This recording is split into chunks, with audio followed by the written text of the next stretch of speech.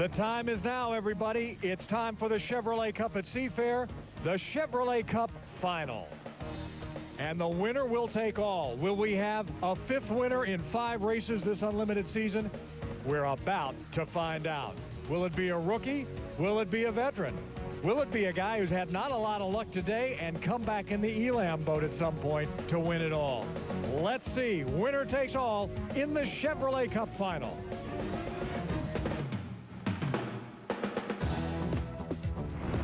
The Chevrolet Cup at Seafair Championship is brought to you by your Northwest Chevy dealers. Chevrolet, official vehicle of Seafair, and is presented for Seafair by Chevrolet, an American Revolution. And here's your lineup. Here they are. The fastest boats on the water, starting with the Lumar window film. The Oh Boy Alberto, the Miss Elam Plus, Toyota of Kirkland, the Silver Dollar Casino Miss Rock, FormulaBoats.com. The Todd Haas Lake Ridge paving boat got in the winner of the provisional. We've got a lot of extra time here as we prepare for the countdown to the championship race.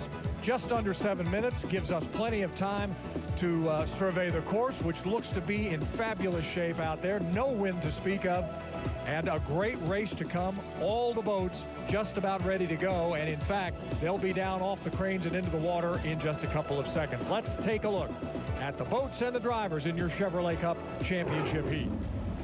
Here is the man everyone's been talking about, John Theoret, a first, a fourth, and a first, and Chip Hanauer. This guy, you believe, is the future of this sport. I think he's one of the finest drivers to come down the pike ever. He's amazing, but he's made some mistakes, and today I don't think he's got a boat that handles well enough to win. But if anybody can make it happen, it's John Theoret. Nate Brown, you've been watching them get ready for the championship heat. Is he cool and calm? Yeah, he's definitely a cool cookie. There's no doubt about that, Steve. They put their best bullet in, and they're a good potato chip on the back. So, you know, horsepower helps keep the nose of these things down, as Chip well knows. So if he's going to have a boat ride, now is going to be the time to get one. Agreed. The Oh Boy Alberto, Steve David, he's had a pretty darn good weekend. He's about to go for the cycle. He would love nothing better than a championship win here, Mike. And he's going to key on a couple of guys, but he's going to be part of a hazing of Dave Villwock also. This is the old codger, the crafty player.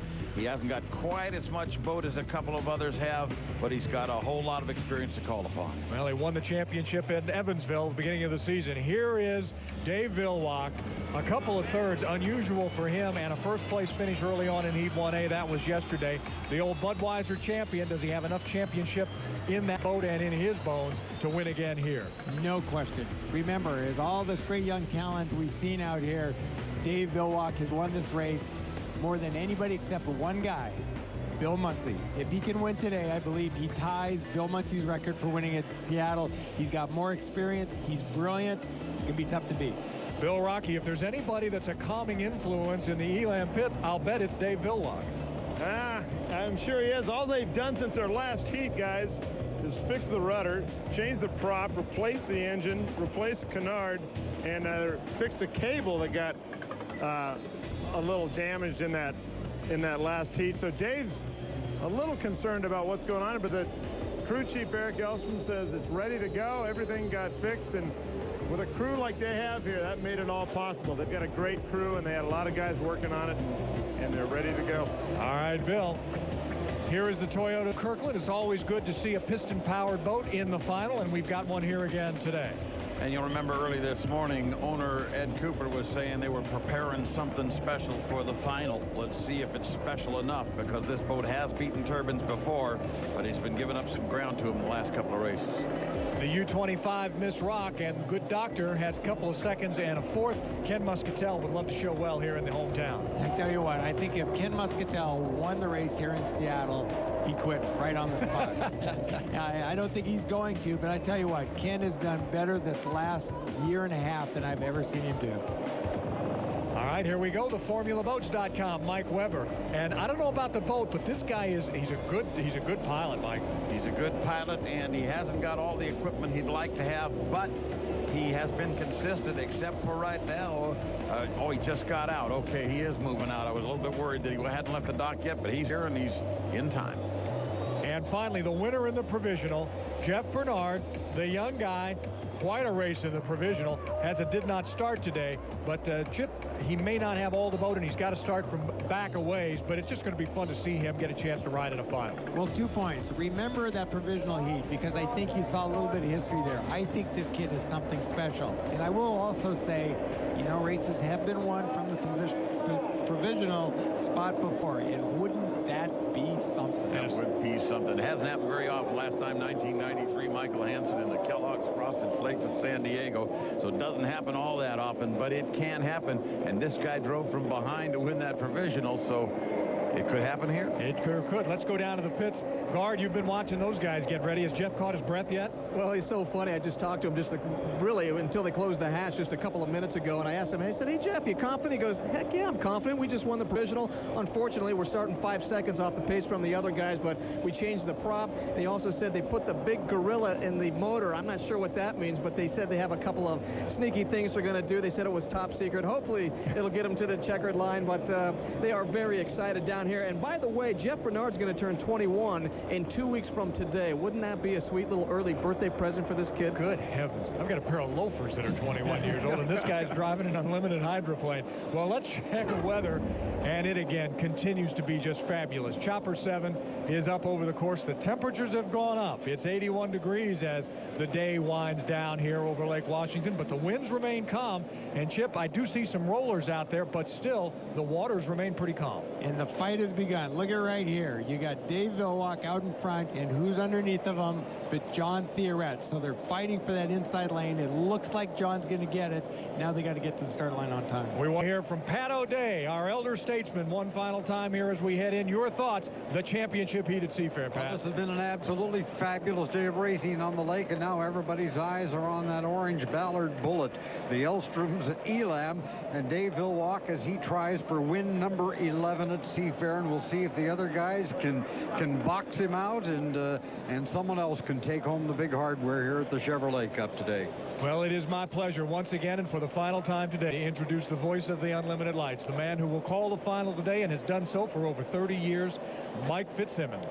Thank you very much, Steve. And it looks like Jean Theoret is going to try to steal that inside lane. It's going to be very important to him. We have the Oh Boy Alberto just getting out onto the race course, but he wasn't on a plane at the 1 minute gun. But he is now coming up, and he was in motion, so he's going to be okay to allowed to race up through the corner now as they start to establish the arc. It is the Lumar in lane number 1. It is the Elam in lane number 2. Way on the outside and coming hard is the Allison-powered Toyota Kirkland. And they are ticking off the time. They're going to be a little early if they're coming at this pace. They may have to throttle back just a little bit, and they do. They start to back it off. But it looks like Theoret's going to have himself a good start. He's on the money. He gets across the line from the inside, right on the money with Dave Villwock pulling him on the outside. Villwock has a little bit of acceleration. He's going to pinch down going into that corner, but Theoret is going to try to hold him out. Chip, they're right there with you. I think Theoret needed him to be out in lane 3 or 4 to be able to beat him, but he's got the lead right now. I don't know that he can hold Dave off from there, but he's going to give it a try. It's all going to be about boat handling, and remember, we're not going 3 times around. We're going 5 times around, and that's going to mean a lot of endurance is going to be necessary here as well. Jean Theoret, the French-Canadian from Valleyfield, Quebec, out front in Worcester's Lumar window films right outside of him. It is the boat from Ballard, the Elstrom family's Miss Elam, with Dave Villwock at the wheel. He comes off the corner, lost some ground in that turn. Theoret has headed the boat into the wind, and he has a pretty good advantage now down this front straightaway.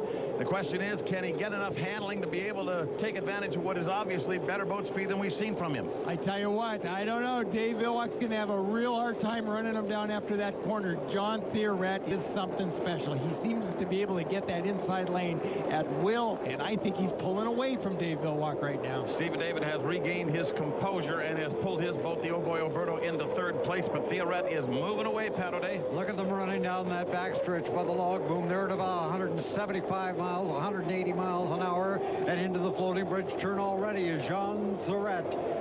Look at that skid fin. Throw that water in the air, and on the outside of him is the orange Ballard Bull, as we described it, with Dave Villwock, who wants victory number 11 here at Seafair so badly. But here's the completion of lap 2, and the Frenchman's got it so far. He surely does. And if the Elam is going to win, if Dave Villwock is going to tie Muncie's record, he's going to have to deal with the fellow in yellow, and he's having nothing to do with that. He's pulling away even further now, and it's going to be a very difficult time for Dave Villwock to catch him. John Theoret seems to have the boat speed. He seems to have some pretty decent handling in what has also become a pretty rough Lake Washington race course, as he is halfway up the back chute.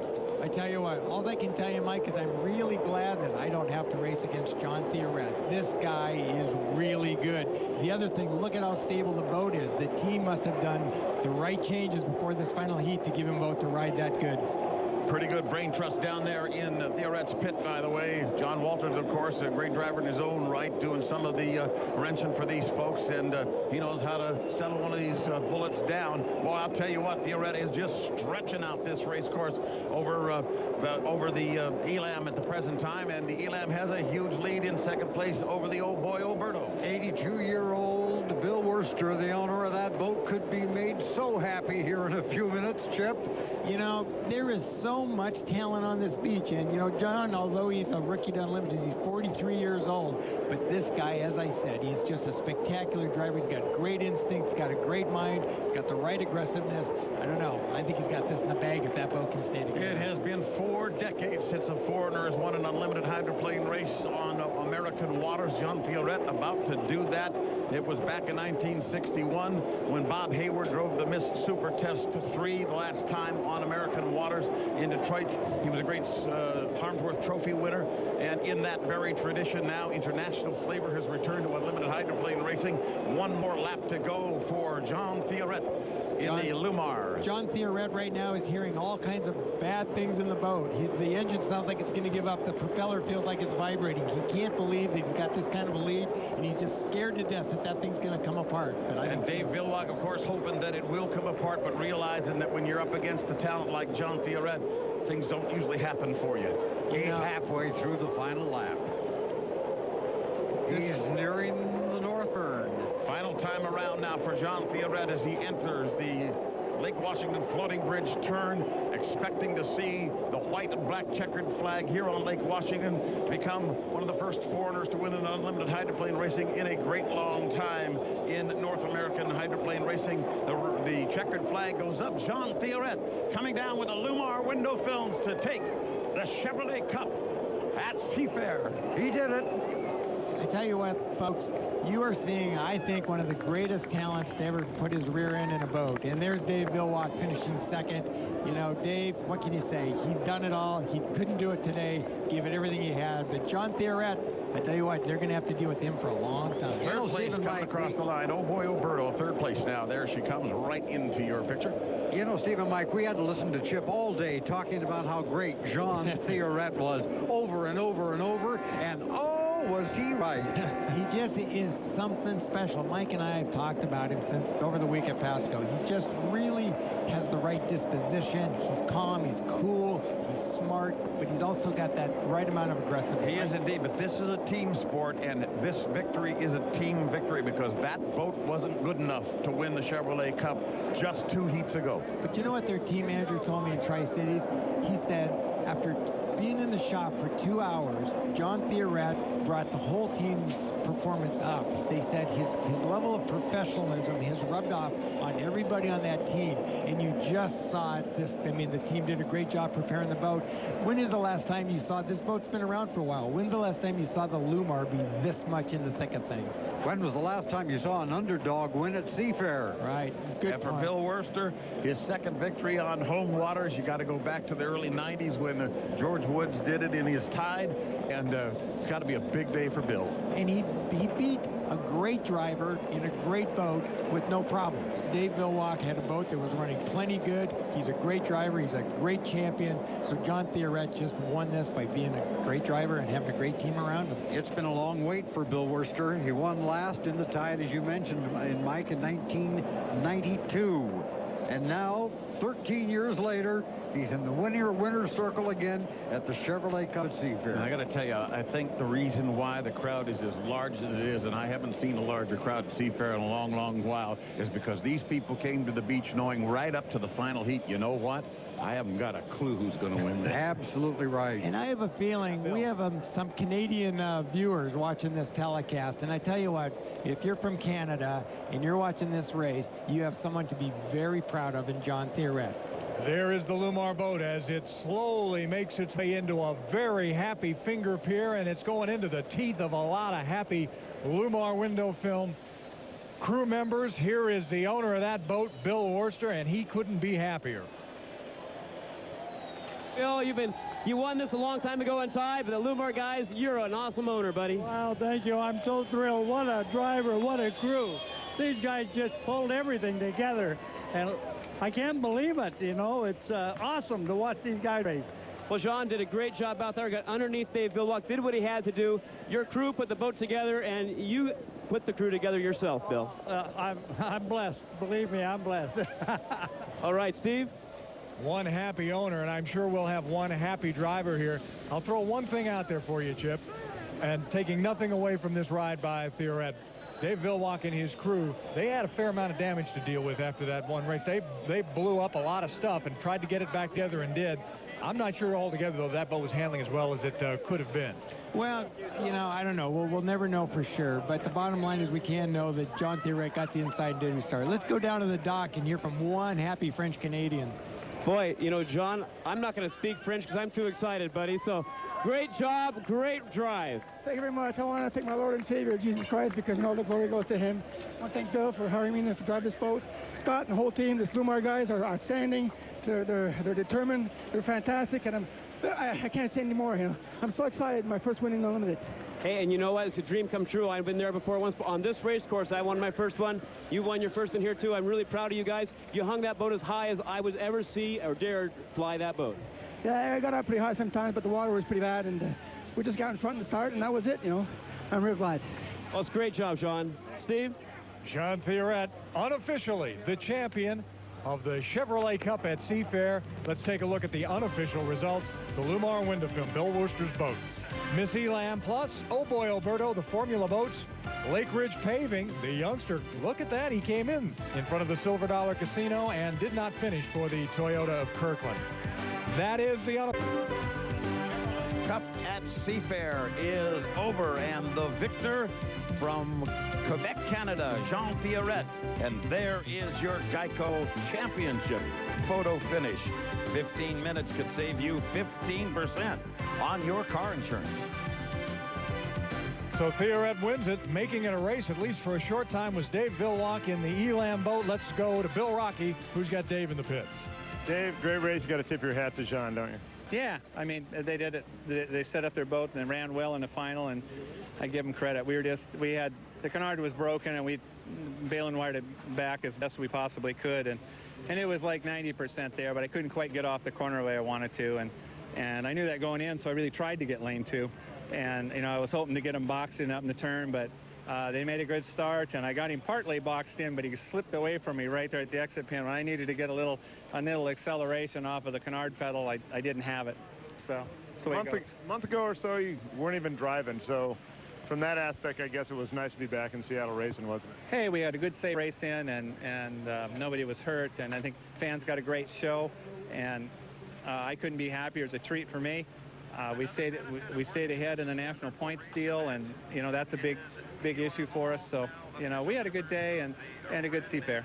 All right, Dave, thanks a lot. Second place today for Dave Villwock, Steve. Bill Rocky pits at stand 6.